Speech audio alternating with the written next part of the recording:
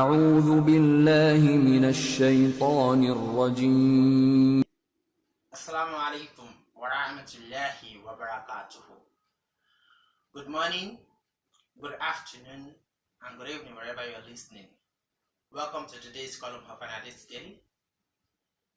Thank you for coming. Jazakumullahu khairan.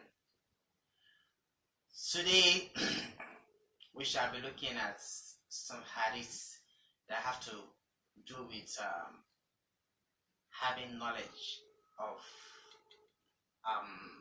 your deen, having Islamic knowledge.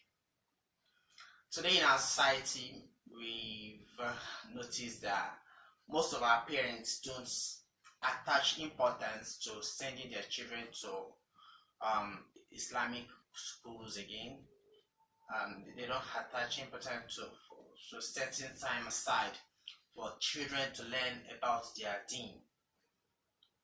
Even those that allows that gives this chance, they only give just a little time.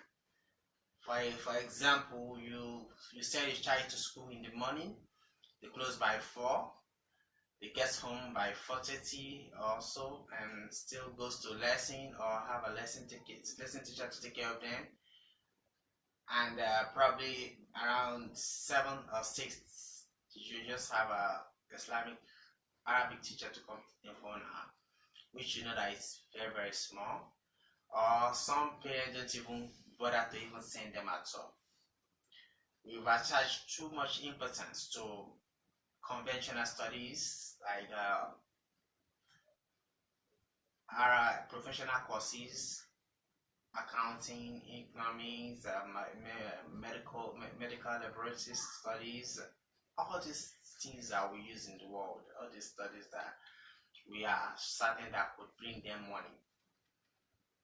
So this attitude is bringing about reduction in the ulamas in our society. It's bringing about reduction in people's knowledge in the deen, and it's not good for our religion. Because there is this hadith that talked about the ulamas, that says al-ulama warasatul anbiya'i, like the ulamas are the representative of the prophets. As when the prophets are not available, when the prophets are not around, it is the ulamas that are supposed to be doing what the prophets are doing. So if many of our parents, if many Muslims don't send their children for Islamic studies again, then what happens to the future of Islam in our society? We shall be looking into some hadiths that talks about the position of the ulamas in Islam, because most of us have already started thinking that probably because you've been praying, because you've been fasting, because you've been paying sadaqah, going to Hajj, probably that's the highest rank of Muslim Islam. But definitely no.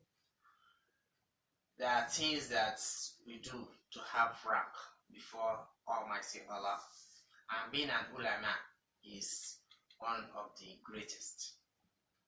So hadiths that I'll be looking at today are the hadiths that points into this direction, position of an ulama in Islam.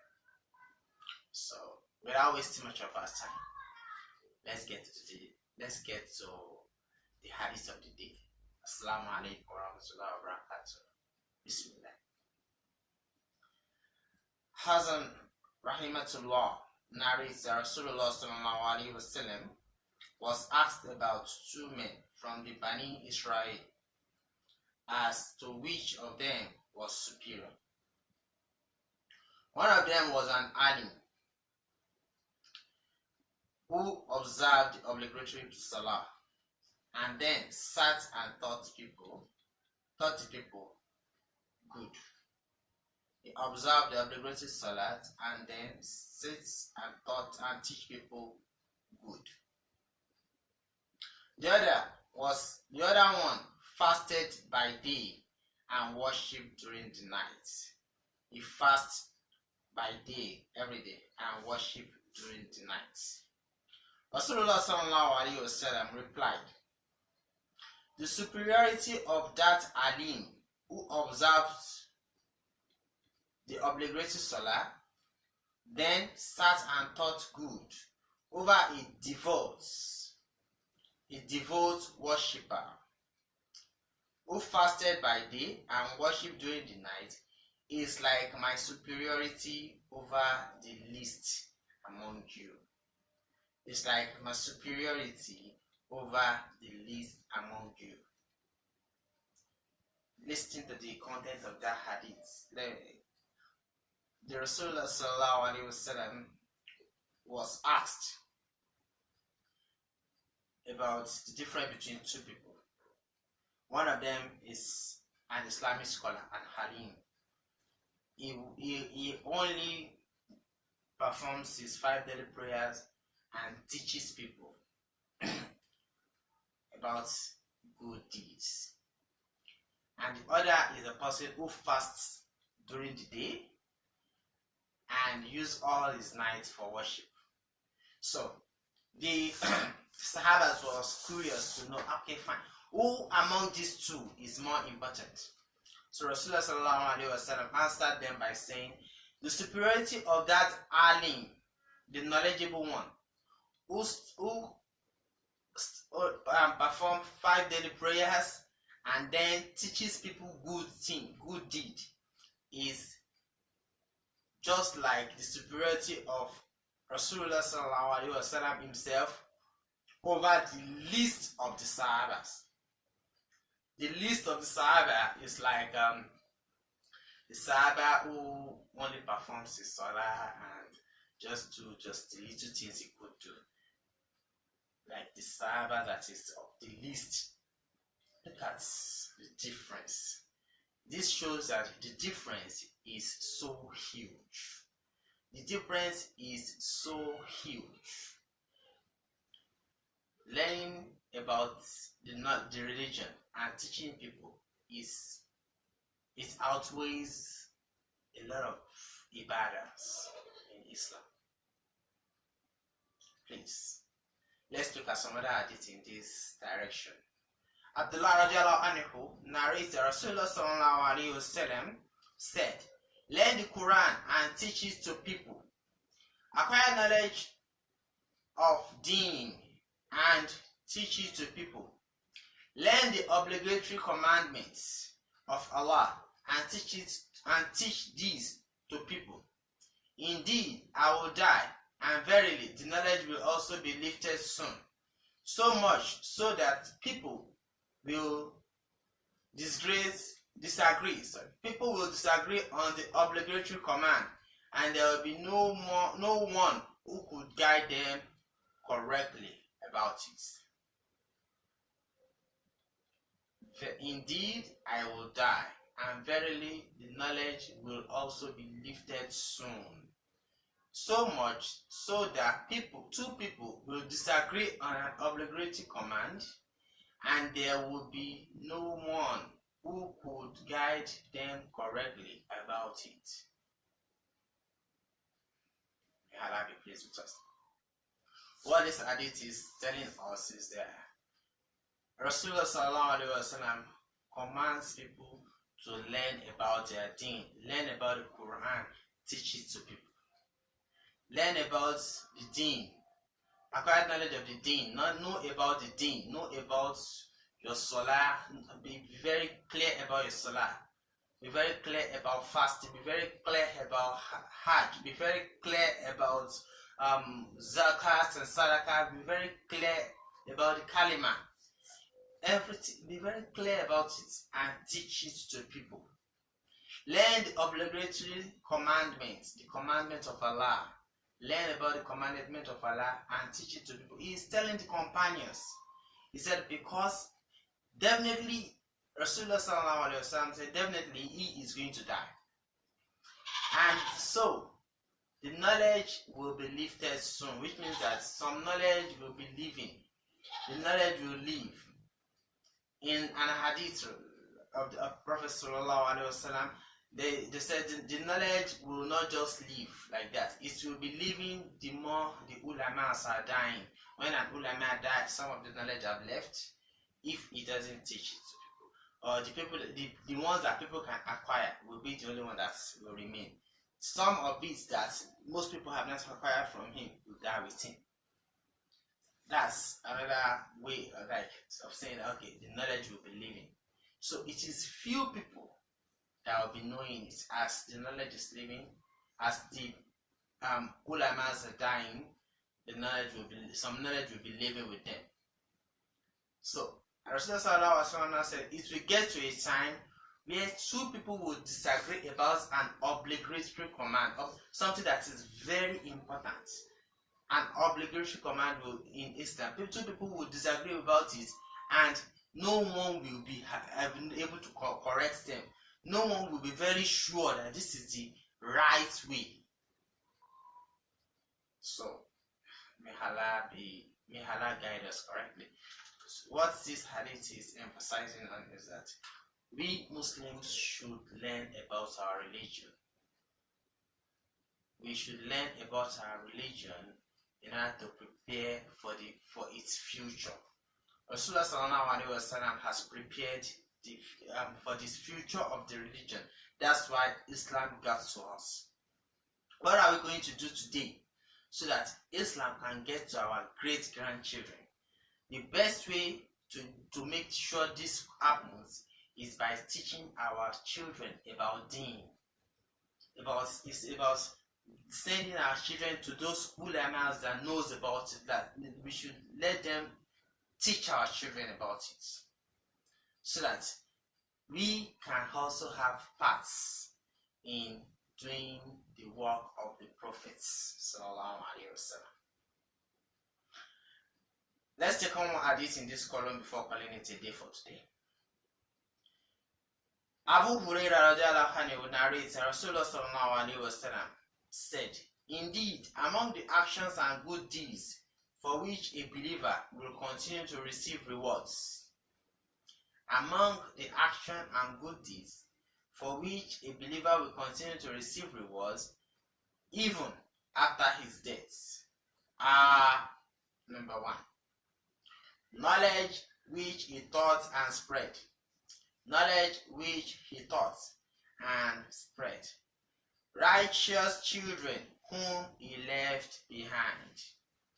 Righteous children whom he left behind.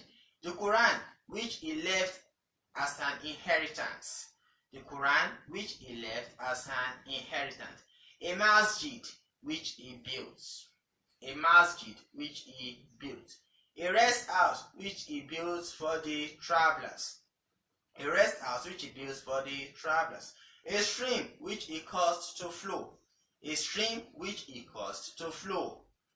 A sadaqah which he gave from his wealth while he was alive and healthy. A sadaqah which he gave from his wealth while he was alive and healthy. For all this, he will continue to receive rewards after his death." Ibn Majah collected the hadith. Now, let's look at the content of this hadith once again. Rasulullah Sallallahu Alaihi Wasallam from Abu Hurairah said, "A believer will continue to receive rewards from the following this: knowledge which he taught and spread." A Muslim, a believer, will continue to receive rewards from the knowledge. The more people use this knowledge, the more the person will continue to receive rewards. And if he has been opportune to spread a bad knowledge as well, the more people uses this knowledge to destroy things, the more he continues to receive rewards about that. May Allah forbid, may Allah guide us against such act. Righteous children whom he left behind. Righteous children who prays for the believer while he is not alive. Righteous children who remains Muslims and prays for their father when he is dead, or do things. Probably it teaches these children about deen, and children continue to use this knowledge. he will continue to be rewarded for that as well. Knowledge which he taught and spread, knowledge which he taught and spread, for those that are ulama, that teaches, the knowledge that he taught and the knowledge spreads, and the knowledge is bringing about good things, he will continue to receive rewards for that. Righteous children whom he left behind, the Quran which he left as an inheritance, people that used to buy Quran, keep in their houses, Quran, keep in the masjid. The moment people continue to read this Quran, you continue to receive rewards. A masjid which he builds, you build a mosque in your lifetime and people continue to pray there even after his death, he continues to receive rewards. His rewards continue to grow. A rest house which he built for the travelers, he builds a place and says, okay, travelers should be staying here when they are part, people that are traveling could stay there for nights without collecting anything. That is also a form of sadaqah which will get to the person that builds such. A stream which he caused to flow, a stream in those days, but today we have a well, people build well and donate it to society. Such well, the moment people continue to benefit from the water, you continue to receive reward. And the sadaqah that he gave from his wealth while he was still alive and healthy, this is a clause. The sadaqah that you give while you are still agile, when you can still spend it by yourself, but you think like, no, I should give it to people. And you give it to people, probably you used to send the child to school and the child is doing well. The moment the child continues to do great, you continue to receive rewards about it. You used to feed family and probably because of that the family was safe from collapsing or from dying, and the moment this family continue to live, you continue to receive rewards. So all these things are called sadaqah to jariyah, these things that we do that it extends, it continues to grow even after our death. May Allah allow her to have such in our accounts in a very large manner. So thank you for listening to today's column of Analytics Daily. Jazakumullah khairan once again, thanks for coming. Today we've been able to talk about things that are accrued or benefit that are accrued to learning about Islam, knowing about Islam, and the difference between an alim and a Muslim. Let me say a normal Muslim, a common Muslim. This is where we shall be stopping for today. Please kindly share the video, like the video, and subscribe to the channel. It will help the channel to grow. Thank you for coming once again, and Jazakumullah khairan. We shall meet in another column. Ma'assalam.